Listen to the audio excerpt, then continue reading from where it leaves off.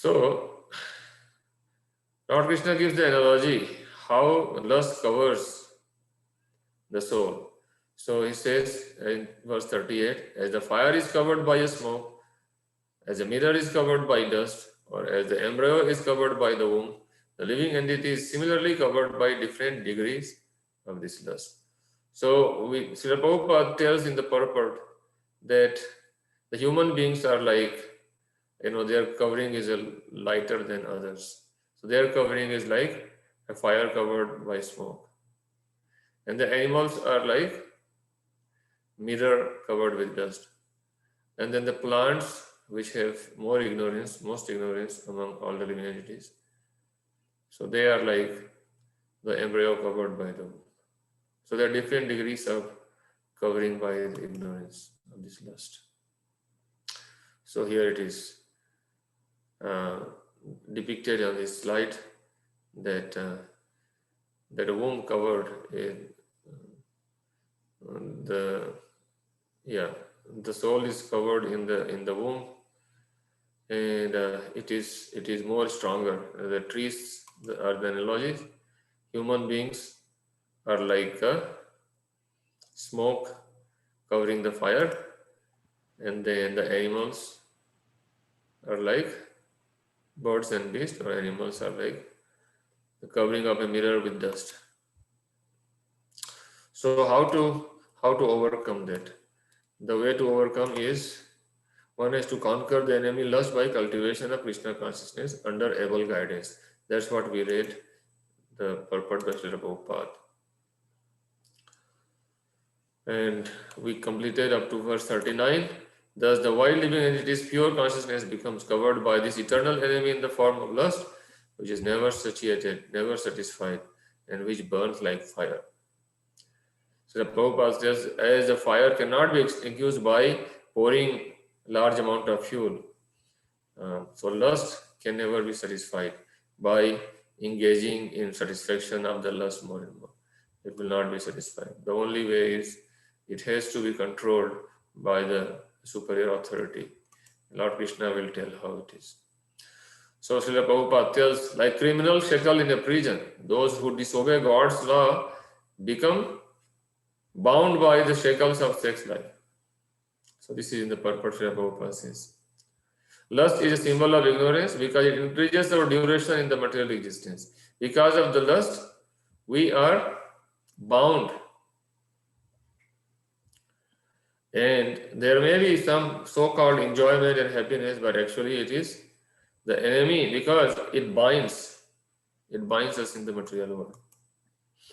So now today, I will summarize all these in slides, then we will go back to the Gita slokas and purport together.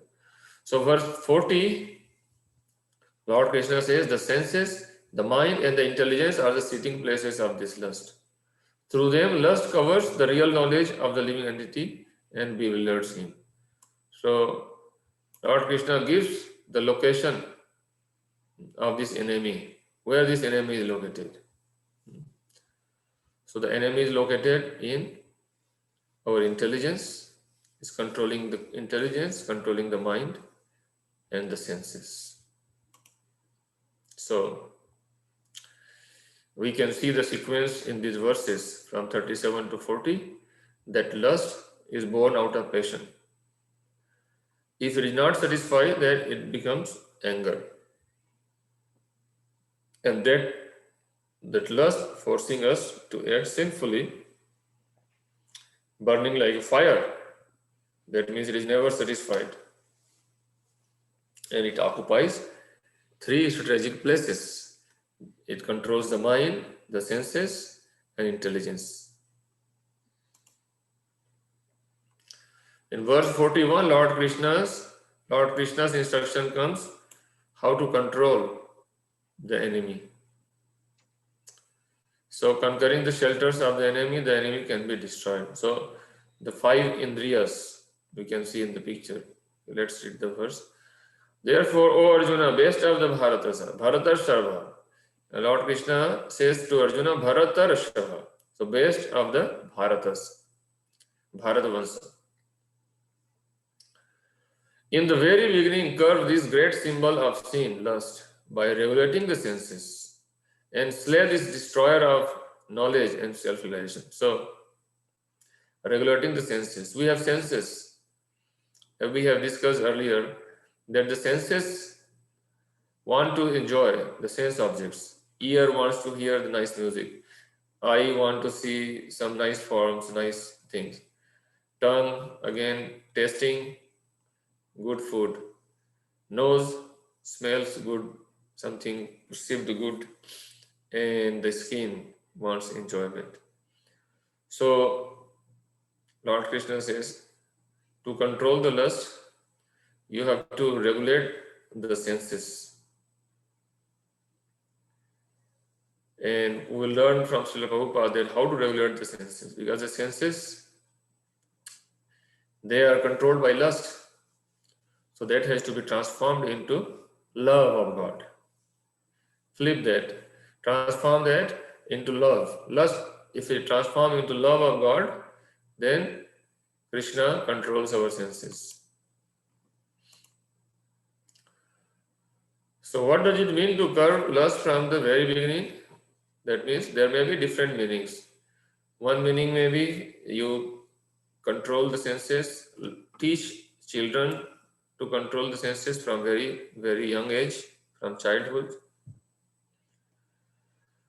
Another meaning could be as soon as one realizes that one is under the control of lust, and try to begin the Krishna consciousness. Whenever we understand about the instruction of Lord Krishna in Bhagavad Gita, whenever we come in touch with Krishna consciousness, we should practice to curb the lust from the very beginning. That means beginning, anytime we can begin. We can begin now. So now in verse 42, Lord Krishna gives the hierarchy of different elements. You can see this depicted in this diorama here on the picture. Here is actually a diorama, but this picture here, that you can see that there is a man who is riding. There is another man who is driving the chariot, controlling the horses. And now there are 5 horses. Okay. So these 5 horses are those 5 senses: eye, ear, nose, tongue, and skin. So Lord Krishna is saying, what is the hierarchy there? Who is higher than whom? The working senses are superior to dull matter. So working senses, all our ear, eye, nose, tongue, and those 5 working senses are superior to dull matter. That means the objects of senses. Mind is higher than the senses. So if you see in this picture, these 5 horses are 5 senses, panchendriyas. And then the reins, the rope which is pulling the horse, that is mind.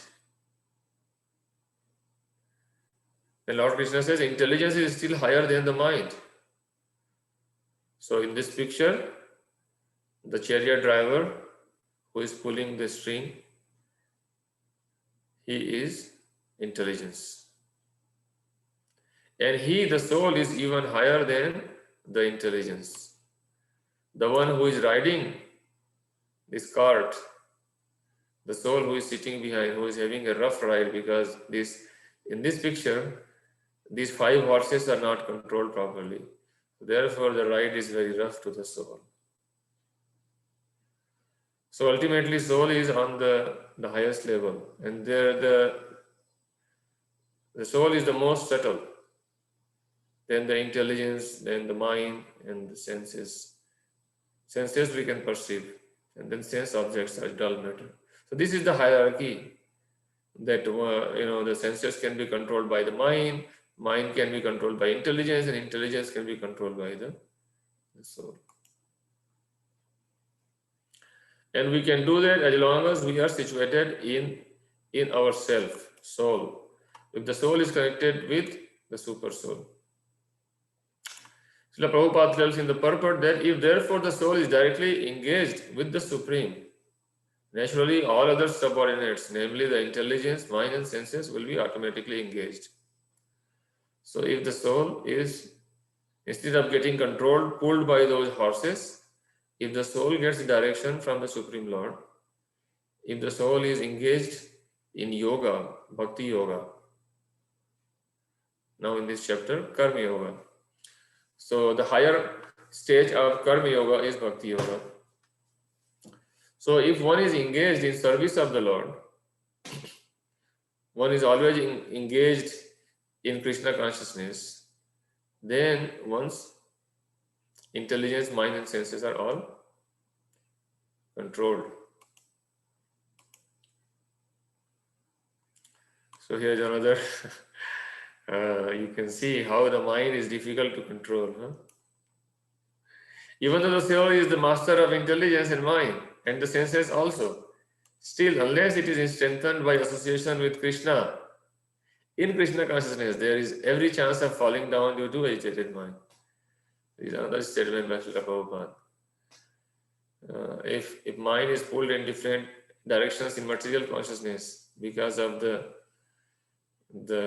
lust, lust is controlling, then one cannot have a steady intelligence.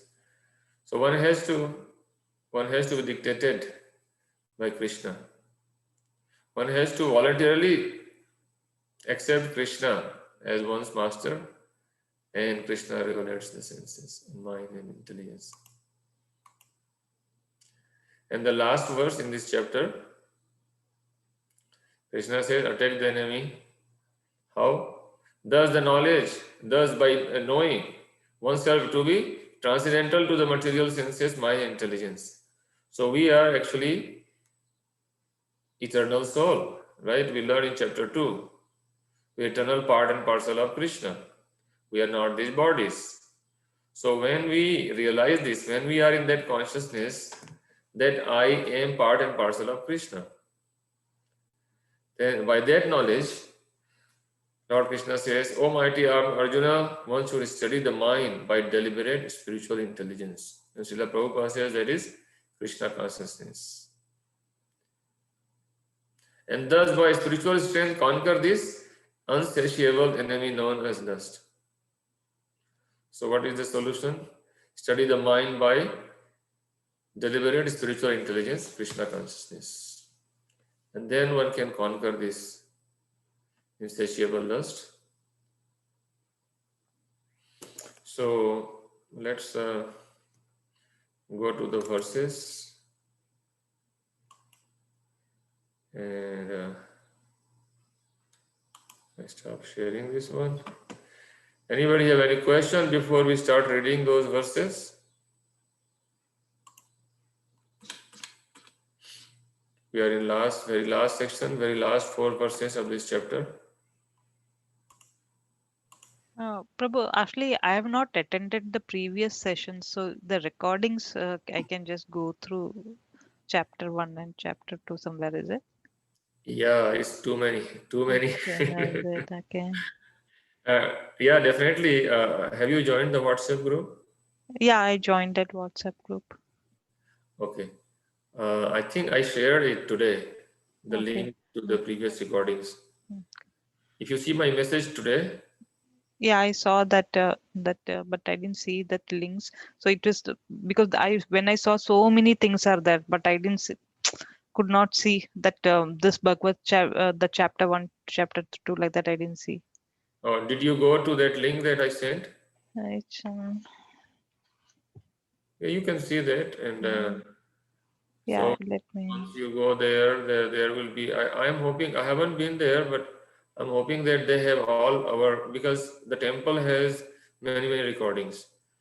So I think they have tried to put all these classes into a separate section. Yeah, I see that okay, there is 37 videos. Yeah, Yeah. Okay. 37 videos second. Yeah, Yeah. Yeah. I'll go through it. Yeah. Mhm. So, okay, I will share this chapter 3. You can see my slide now, I mean the website here, right? Gita. Yeah. Okay. So now Lord Krishna says in verse 40, where are those sitting places of this lust?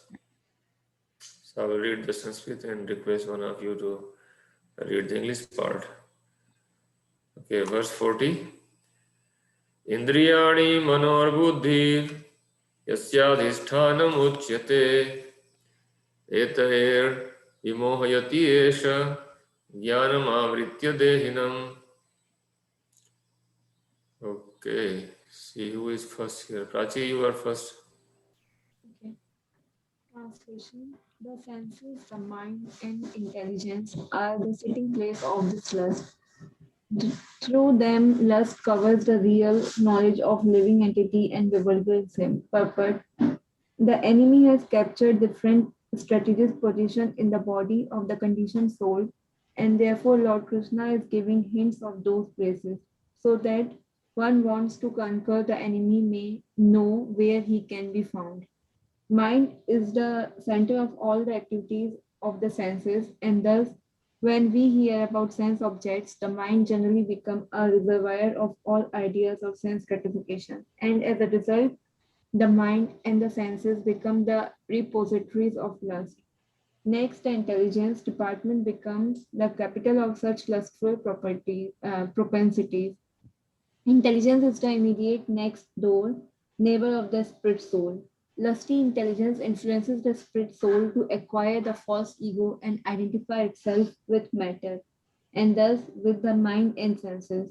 The spirit soul become addicted to enjoying the material senses and mistake this as true happiness. This false identification of the spirit soul is very nicely explained in the Srimad Bhagavatam 10.84.13.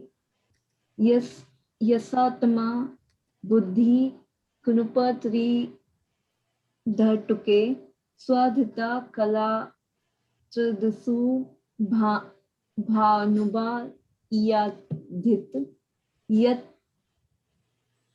तुरथा बुद्धि सलिले ना कर हिचे जनाविस अभिज्ञानेसु सा इवा गो कराहा. A human being who identifies this body made of three elements with his self, who considers the byproduct of the body to be his kinsman, who considers the land of birth worshipable, and who gives to the place of pilgrimage simply to take a bath rather than meet men of transcendental knowledge, there is to be considered like an ass or a cow.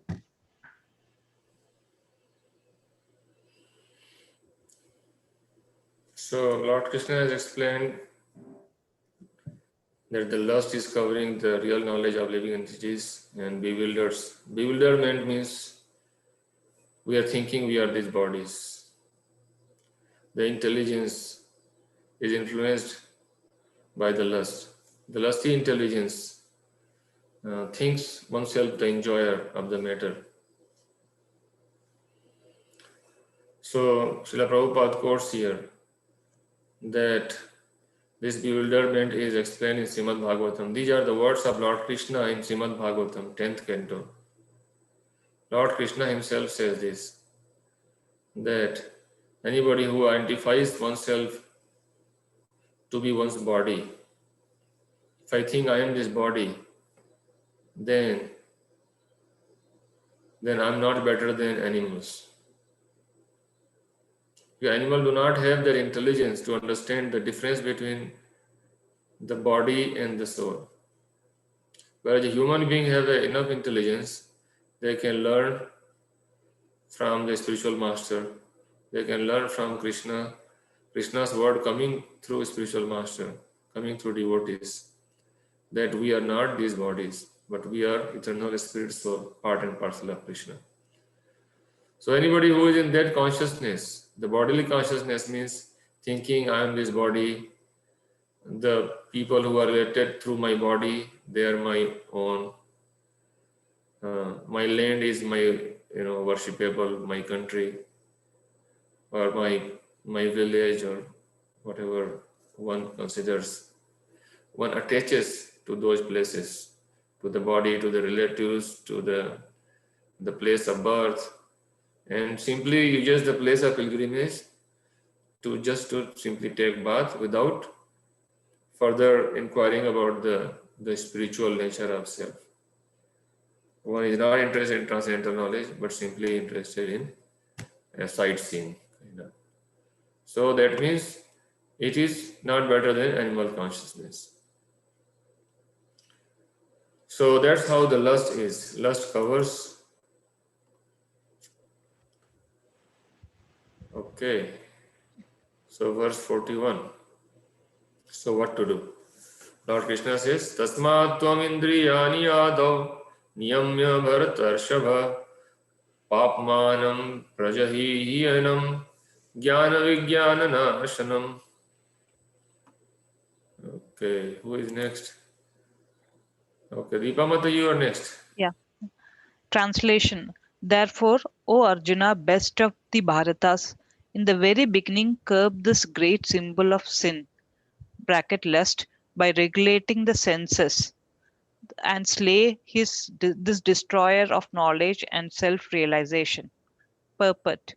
The Lord advised Arjuna to regulate the senses from the very beginning so that he could curb the greatest sinful enemy, lust, which destroys the urge of self realization and specific knowledge of the self. Jnana refers to knowledge of self as distinguished from non self, or in other words, knowledge that the spirit soul is not the body. Vijnana refers to specific knowledge of spirit soul's constitutional position and his relationship to the Supreme Soul. This is explained thus in the Srimad Bhagavatam. Jnana parama guhyam me yad vijnana samamvitam sa rahasyam tad angam cha grahana gatitam maya. The knowledge of the self and supreme self is very confidential and mysterious, but such knowledge and specific realization can be understood if explained with their various aspects by the Lord Himself. Bhagavad Gita gives us that general and specific knowledge of the self. The living entities are part and parcels of the Lord, and therefore they are simply meant to serve the Lord. The consciousness is called Krishna consciousness. So, from the very beginning of life, one has to learn this Krishna consciousness, and thereby one may become fully Krishna conscious and act accordingly. Lust is only the perverted reflection of the love of God, which is natural for every living entity. But if one is educated in Krishna consciousness and from the very beginning, the natural love of God cannot deteriorate into lust. When love of God deteriorates into lust, it is very difficult to return to normal condition. Nonetheless, Krishna consciousness is so powerful that even a late beginner can become a lover of God by following the regulative principle of devotional service. So, from any stage of life or from the time of understanding its urgency, one can begin regulating the senses in Krishna consciousness, devotional service of the Lord, and turn the lust into love of Godhead, the highest perfectional stage of human life. Thank you so much. Yeah. So, Srila Prabhupada tells that Krishna is given instruction to regulate our senses. By that we can curb from the very beginning. And then the method Srila Prabhupada defines here is by converting the lust into love of God. And that happens by practicing this devotional service. As soon as we come in contact with devotees, as soon as we hear the instructions of Krishna, we have to attempt to control the lust. Ultimately, we cannot control the lust unless we get the higher taste, as we learn in chapter 2 again. I'm quoting that Param Drishtva Nivartate. So one has to get the higher taste. Unless we have some better engagement, we will be busy in the lower engagement. Suppose we want to stop a child from playing in a dirty area. So we have to give the child something better toys and better place, then the child will be attracted. Similarly, our mind and senses has to be charmed by better engagement in Krishna's service. Everybody may not have that taste, but if one by intelligence one understand that that this lust is covering my intelligence, and then we can, as soon as we understand that, and then understanding comes in association of devotees, because otherwise we may not know even that we are suffering. So when we understand that we are suffering because of this material concept of life, because thinking that we are the enjoyer of this material life, thinking that we are these bodies, all of these misconceptions, as long as we have these misconceptions, we don't even know that we are captured by the lust. So by association, we identify that, yeah, I have this problem, and then we seek the solution. And the solution is that to engage our senses and mind in Krishna's service.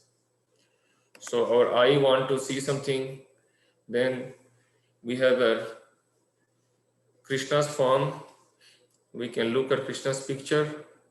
When we are in temple, we can look at Krishna's deity. We can use our ear to hear kirtan, Krishna's holy name. We can chant using our tongue. We can taste Krishna's prasadam. Similarly, we can use all our senses. We can use our hands and leg to buy the grocery for Krishna, to cook for Krishna, to offer arati to Krishna. So that way we can engage our senses in Krishna's service. And gradually we can we can understand that all our anxieties and worries are reduced. We are fixed in Krishna's service. And then we don't have to force ourselves. Naturally, we are in love of God. Naturally, we develop the taste to be with devotees, be with Krishna, be among those who are chanting Krishna's name. And naturally, our senses are controlled. We don't think about anything bodily concept of life, because we are naturally acting in Krishna consciousness. So we have to get the association. We have to act on that relationship with devotee and Krishna. Then we can easily control. Now, as I was showing in the slide, the hierarchy of sense, mind, intelligence, and the soul is given in this verse 42. Lord Krishna says, Indriyani paraniyahu, Indriyebhya param manaha, manasastu para buddhir, yo buddhe paratas tu saha. Okay, Swamitra Mataji, your next one.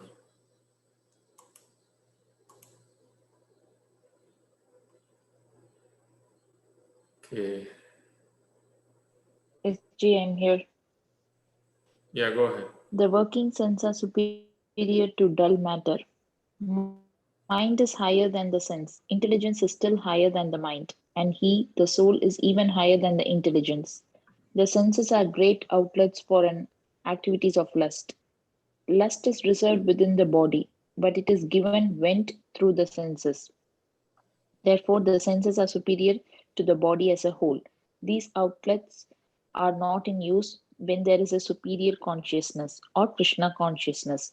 In Krishna consciousness, the soul makes direct connection with the Supreme Personality of Godhead. Therefore, the hierarchy of bodily functions, as described here, ultimately ends in the Supreme Soul. Bodily action means the function of the senses, and stopping the senses means stopping all bodily actions. But since the mind is active, then even though the body may be silent and at rest, the mind will act, as it does during the dreaming. But above the mind is the determination of the intelligence, and above the intelligence is the soul proper.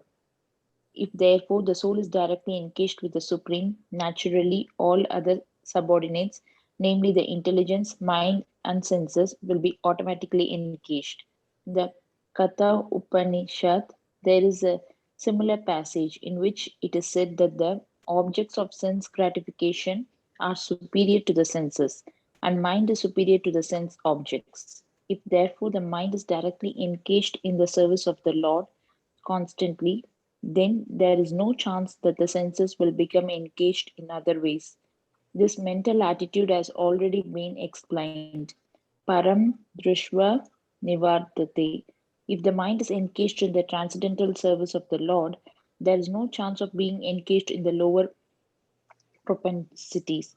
In the Katha Upanishad, the soul has been described as Mahan, the great. Therefore, the soul is above all, namely the sense objects, the senses, the mind, and the intelligence.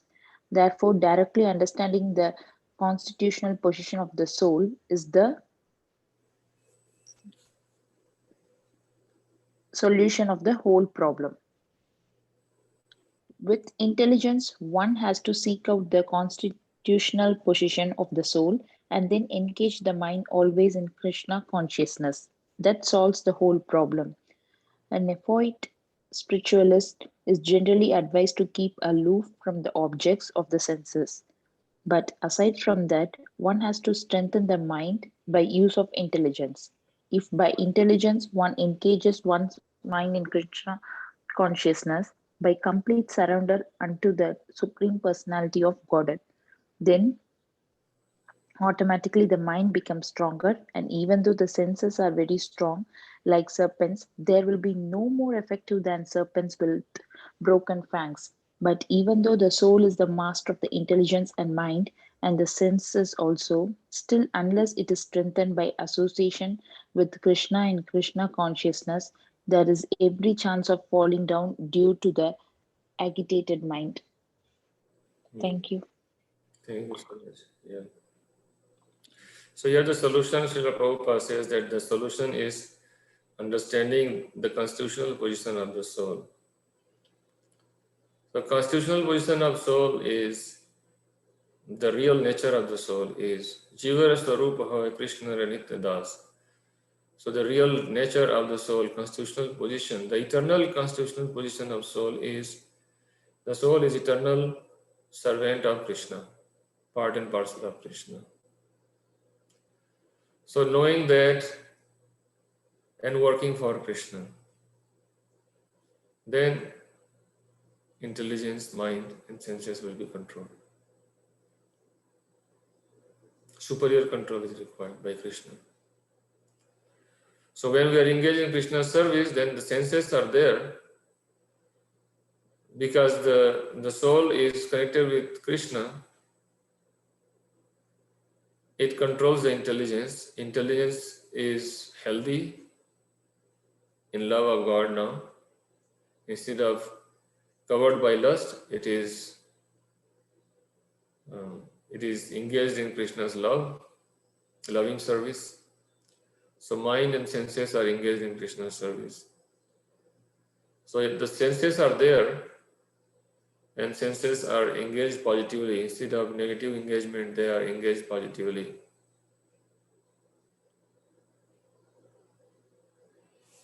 So unless one is in association with Krishna in Krishna consciousness, that means Krishna consciousness means always being aware that I am servant of Krishna and always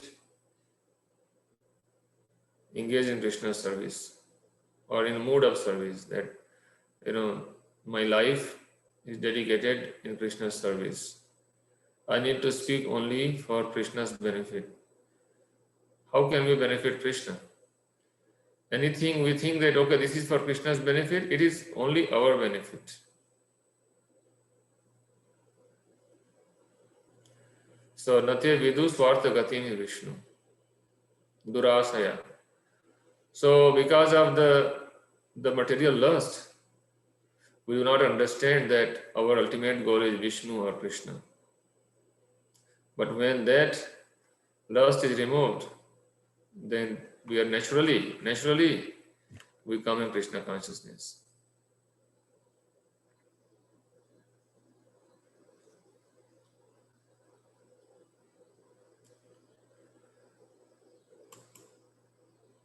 So verse 43, the last verse for this chapter, Krishna's conclusion. Evam buddhe param buddhva sastabhya atmana jahi satrum mahabhaho kamarupam durasadam. Anybody who has not read yet? Okay, somebody wants to take second chance? Diva Mataji, you want to read? Yeah, I'll read. Okay, go ahead. A translation. Thus, knowing oneself to be transcendental to the material senses, mind, and intelligence, O mighty armed Arjuna, one should steady the mind by deliberate spiritual intelligence, Krishna consciousness, and thus by spiritual strength conquer this insatiable enemy known as lust. Purport. The third chapter of Bhagavad Gita is conclusively directive to Krishna consciousness by knowing oneself as the eternal servitor of the Supreme Personality of Godhead, without considering impersonal voidness and ultimate end. In the material existence of life, one is certainly influenced by propensities of lust and desire for dominating the resources of material nature. Desire for overloading and for sense gratification is the greatest enemy of the conditioned soul. But by strength of Krishna consciousness, one can control the material senses, the mind, and the intelligence. One may not give up work and prescribe duties all of a sudden, but by gradually developing Krishna consciousness, one can be situated in a transcendental position without being influenced by the material senses and the mind, by steady intelligence directed towards one's pure identity. This is the sum total of this chapter. In the immature stage of material existence, philosophical speculations and artificial attempts to control the senses by the so-called practice of yogic posture can never help a man towards spiritual life. He must be trained in Krishna consciousness by higher intelligence. Thank you. Thus, Yeah, thank you. thank you. So that is the last verse and purport by Srila Prabhupada. So this chapter is Karma Yoga, and Srila Prabhupada is saying that this chapter is conclusively directive to Krishna consciousness. Directed to Krishna consciousness. This chapter is indicating by Krishna that you cannot stop working, but you have to work, offer the work to me. Krishna is saying, offer the work to me. So we have to offer. We have propensity to work. Krishna says, one cannot sustain one's body. One has to work. So why not you work for me? Offer your work to me. That is Karma Yoga. If someone is simply trying to enjoy the senses, working hard and earning money and enjoying for self, there is a vikarma.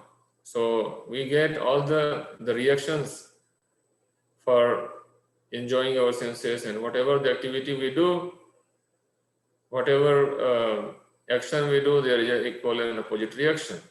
So we get the karmic reaction for whatever we do. Whatever good we do, also we get good reaction. Whatever bad we do, we bad reaction. Even the good reaction is binding to us.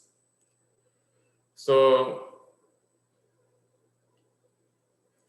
if we are not working for Krishna, then we are bound by our karma, and in the cycle of birth, death, and old age and disease.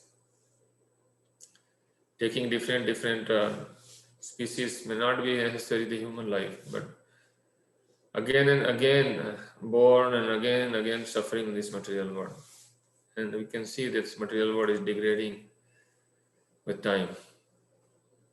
So Lord Krishna says, okay, you have to regulate your senses. At least you begin regulated sense enjoyment. Don't do unregulated sense enjoyment. So Lord Krishna says that you begin yajna, control your senses, by learning from the Vedic scriptures how to do karma kanda. So now one moves ahead from vikarma, sinful activity, to regulated sense enjoying activities. So do yajna, offer some part to the devatas, and then in cooperation with devatas enjoy.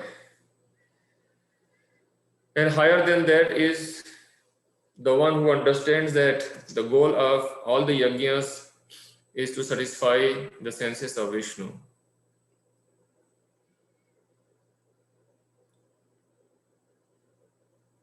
And Lord Krishna says one has to at least begin with offering one's food.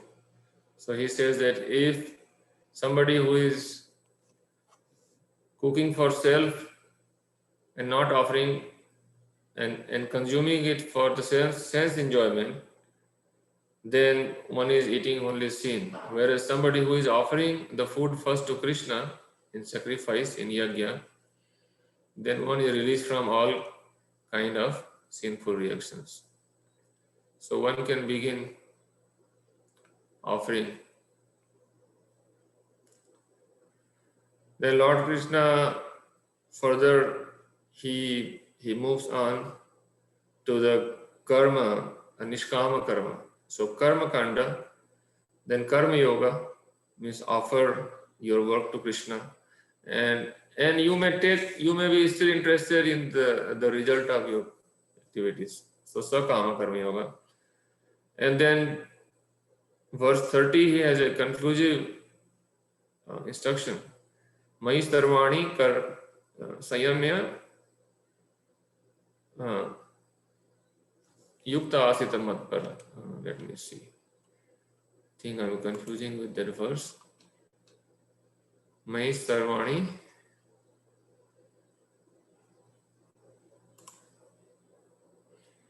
Yeah. Mai sarvani karmani sanyasya adhyatma chetasa nirasya nirmama bhutva yudvasva vigata jvaraha. So this is a very, very important verse in this chapter. Lord Krishna says, therefore, O Arjuna, surrendering all your works unto me, with full knowledge of me, without desire for profit, no claim for proprietorship, and free from lethargy, fight. So how to work? This is the work in Krishna consciousness. This is the karma yoga, the nishkama karma yoga. Surrender all work to Krishna. So understanding that everything belongs to Krishna. My work belongs to Krishna. My body belongs to Krishna. My family, my country, everything belongs to Krishna.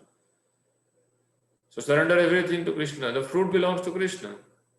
So being in full knowledge of Krishna, and therefore not desiring profit for the self, but desiring profit for Krishna.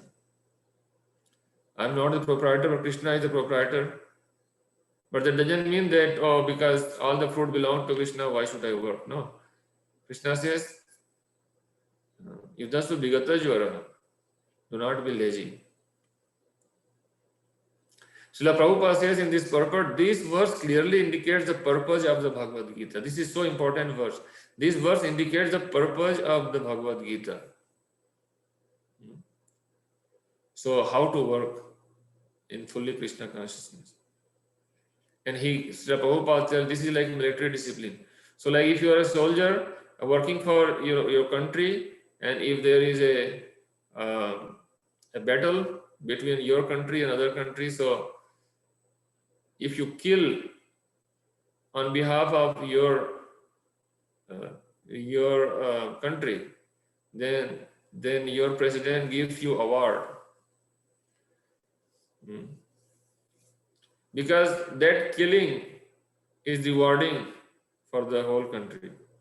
So similarly, if you are killing on behalf of Krishna, Krishna will reward you. That's the thing. So when we are working on behalf of Krishna, then there is no sinful reaction. Everything goes to Krishna.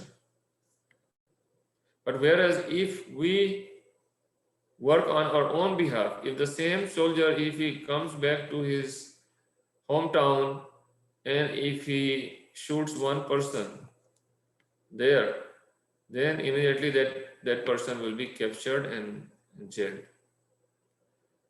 Okay, so when we work in our behalf, then we get the reaction.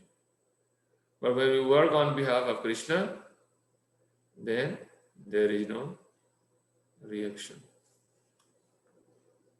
because it is Krishna's benefit. So this is the way to work for Krishna, without desire for profit, with no claim for proprietorship, and free from lethargy. And from verse 31 onwards, Krishna says, so what is the benefit? If you follow this, then you will be free from sinful reactions. And if you don't follow this instruction, then you will be ruined in your endeavor for perfection. That's what Lord Krishna says.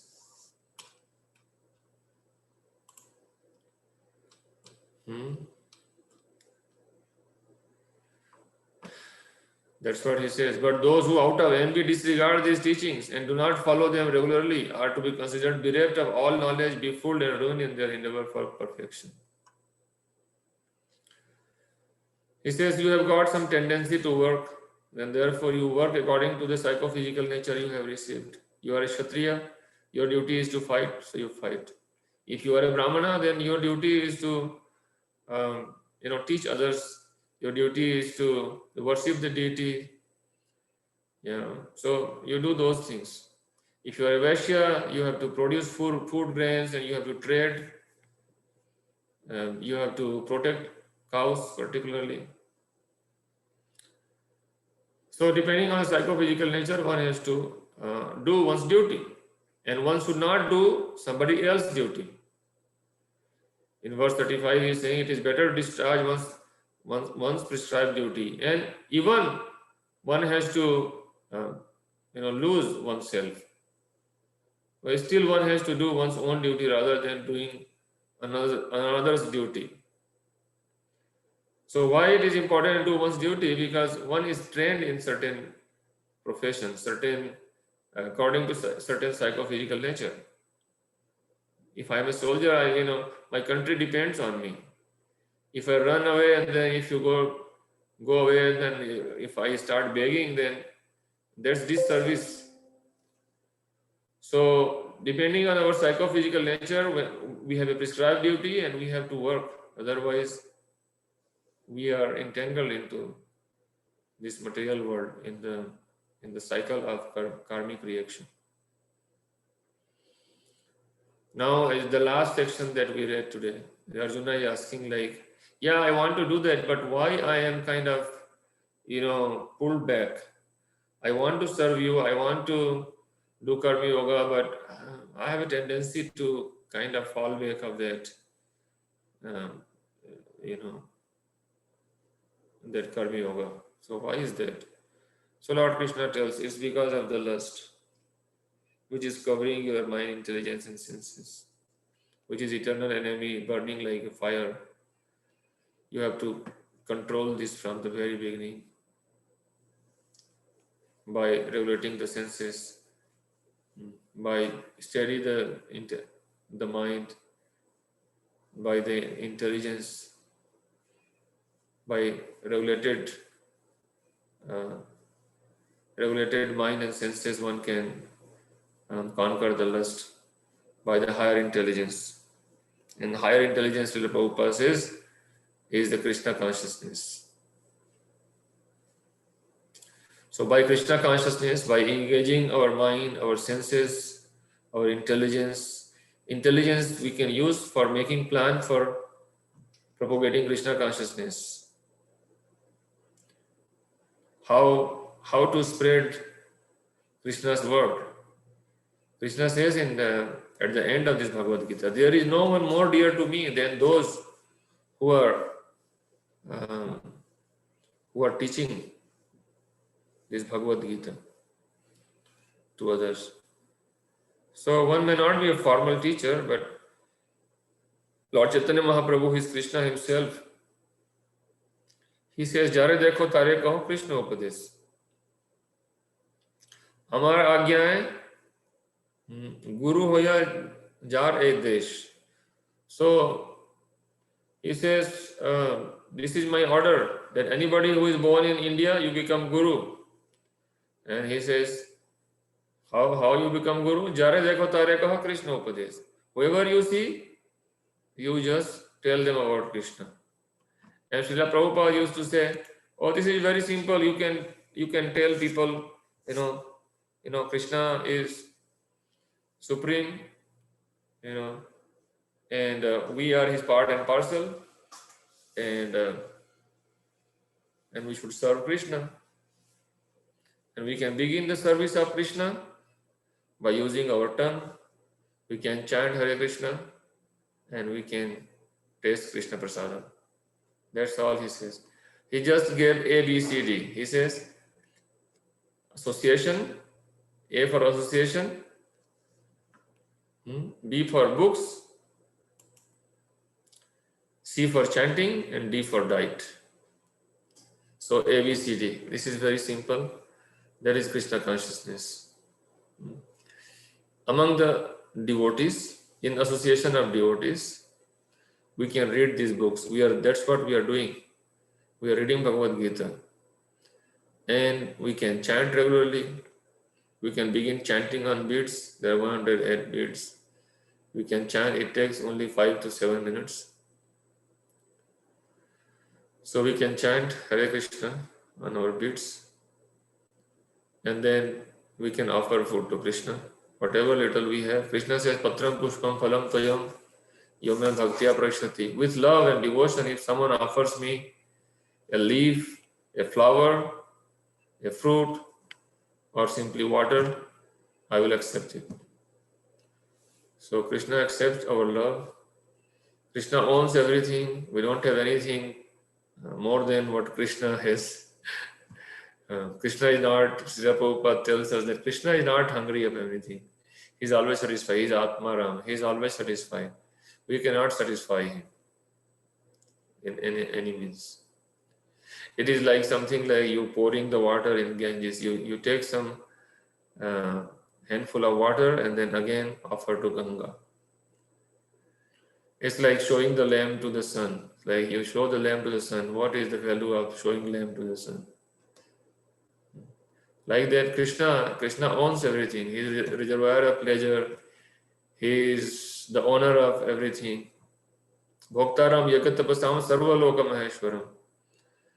So he is Maheshwara of all the lokas, all the planets, all the demigods. He is the Bhokta of all the sacrifice and charities and everything. So he is full in everything.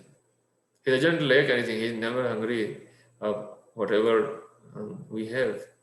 But it is only the love. It is only that we can show our loving affection to Krishna by offering whatever we have.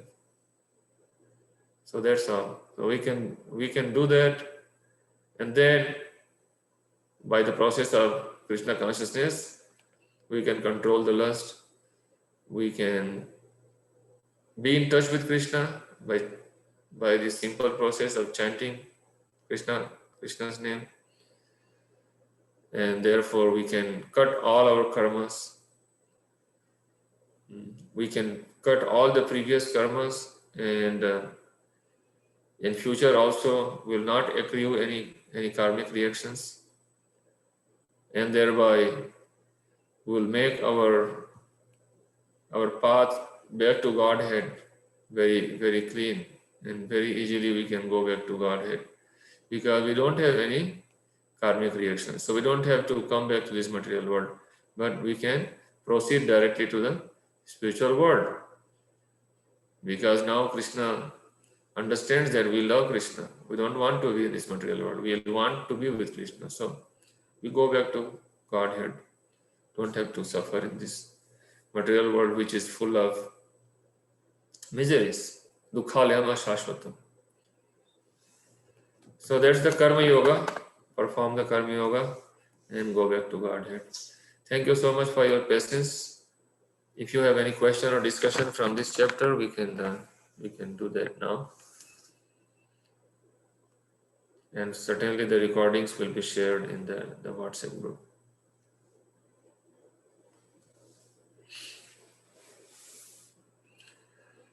Hare Krishna, Pravesh. Hare Krishna, sir. Nice to see you. Yeah. Any question, anything, any realization from this chapter? Particularly verse 13 and 30. 13 and 30. These are important, two important verses. It's worth memorizing them.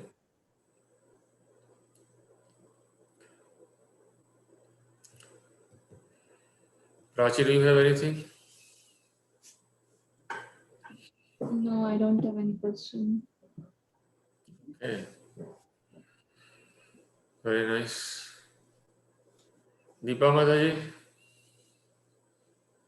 Actually, I need to go through the previous two. Then I'm having questions, but what is the difference between a Jnana Yogi and Karma Yogi? And what is the difference between that Jnana Yogi, Karma Yogi, and Bhakti Yoga? Okay. That's a very good question. Yeah. So,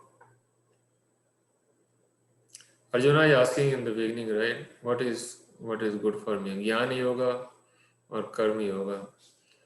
So, Jnana Yoga is for those who have controlled the lust already. Their senses are completely controlled. Then they can proceed to the Jnana Yoga. If we are materially conditioned, that means if we are still in a consciousness of thinking that I am this body and all this bodily relationship are mine and I have to enjoy the senses. So we have to regulate the senses by Karma Yoga. That means we have to engage our senses. We cannot artificially, Krishna says, you cannot artificially renounce the work. But in your mind, you will be thinking of the objects of senses.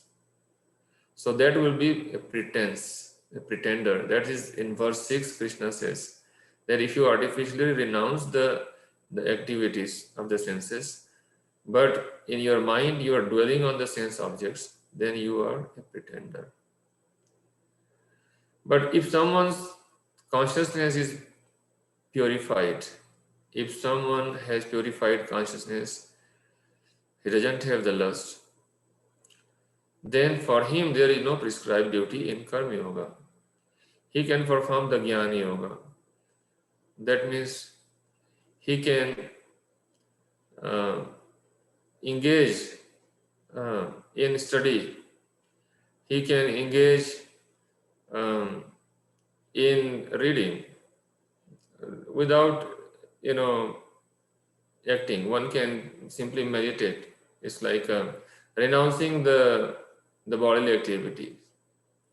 So don't earn the livelihood. You don't need to earn the livelihood. Simply you study scriptures and you try to understand Krishna. That is the process of Vedantist Jnana Yoga. Study the Vedas. So that is coming after somebody has purified consciousness. If one want to go step by step, but if one directly engages everything in Krishna's service, in Krishna consciousness, that is higher. That is Bhakti Yoga. If with love and devotion one can engage all the senses and mind and intelligence in Krishna's service, so the Jnana Yoga process is the process of searching the root. So trying to understand who is God, who am I. So that process is searching the root. Whereas Bhakti Yoga is directly watering the root. So one process is searching the root, another process is watering the root. So Bhakti Yoga is higher. So Bhakti Yoga means अन्याभिलाषिता शून्यम ज्ञान कर्माद्यनावृतम अनुकूलेन कृष्णानुशीलनम भक्तिरुत्तम. That's Bhakti Yoga. So Rupa Goswami says in Nectar of Devotion that if one doesn't have any other desire, zero. Other desires are zero. Material desires are zero. You are not even the jnana, not even the karma. And one is cultivating Krishna consciousness. Anukulyana. How? Anukula. Positively engaging oneself. That means anukul, not pratikul. Krishna Anusilanam. So trying oneself to engage in Krishna's service in favorable to Krishna. So like the example is given that Krishna's there are many demons, they were envious of Krishna. They were also remembering Krishna, like Kans was always remembering Krishna. But he wanted to kill Krishna. Shishupal was very envious of Krishna. Shishupal was always blaspheming Krishna. But he was saying Krishna, Krishna, Krishna is this, Krishna is that. But criticizing Krishna. That is not Anukul Bhakti, that is Pratikul. So we have to engage our mind and sense and intelligence in service of Krishna. And that's the Bhakti Yoga in a nutshell. Is that okay for now, Mataji? Yeah. And one more type of yoga was there, no? Like 4 stages. What that one? Yeah. There is a dhyana, the yogis. Okay. They meditate, they try to control their senses by yoga, Ashtanga yoga, pranayama, and yoga abhyasa. Okay.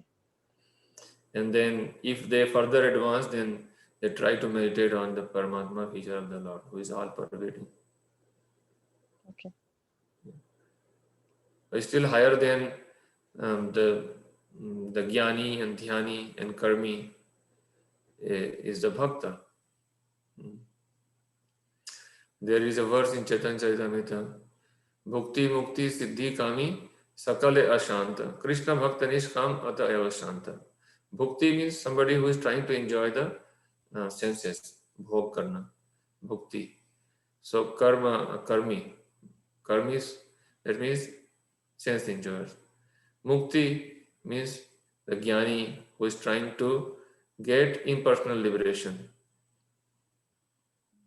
and doesn't have the personal conception of God. Think he has not found the personality of God, but he has only understood that God is Brahma.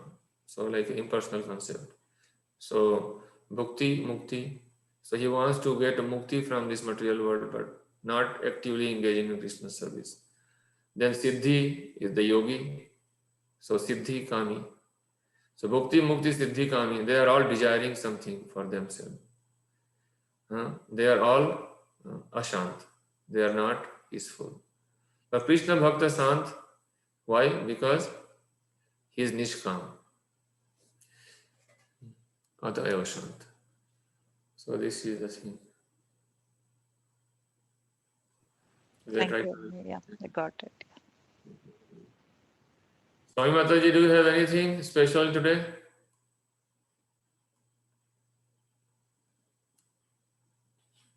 No, G, I'm good. Okay, I hope everything is going fine with you, your summer. We'll see you all. Yes, G, we are somewhere like out. Our guests are coming, our friends. So I couldn't attend every week. That is a problem. I'm I know coming on and off. summer is all for us, all of us. Summer, like once this pandemic thing reduced and summer activity Yes, outdoors, and yeah. it, In one sense, this yes, G, pandemic was good exactly. for devotees. If Yes, pandemic was good for devotees, they could, regularly engage in reading Bhagavad Gita. But yes, correct. as long as Sorry, G, I'm doing no, you don't have mistake. to I feel know that. sorry. No, Yeah, even next week I don't attend. We are out of town again. no. So I'm coming on and off. I try to attend from September. Sure, I will try to attend. Okay, Um, that's fine. But I will see your video, G, through Yeah, that YouTube. recording is there. Recording will be there. Yeah, recordings I will see. Thank you so much. Thank you so much all for attending. Thank you so much for your participation. And hopefully we can start our journey to chapter 4 from next week. Thank you. Hare Krishna. Have a good Hare, night. Hare Krishna. Good night.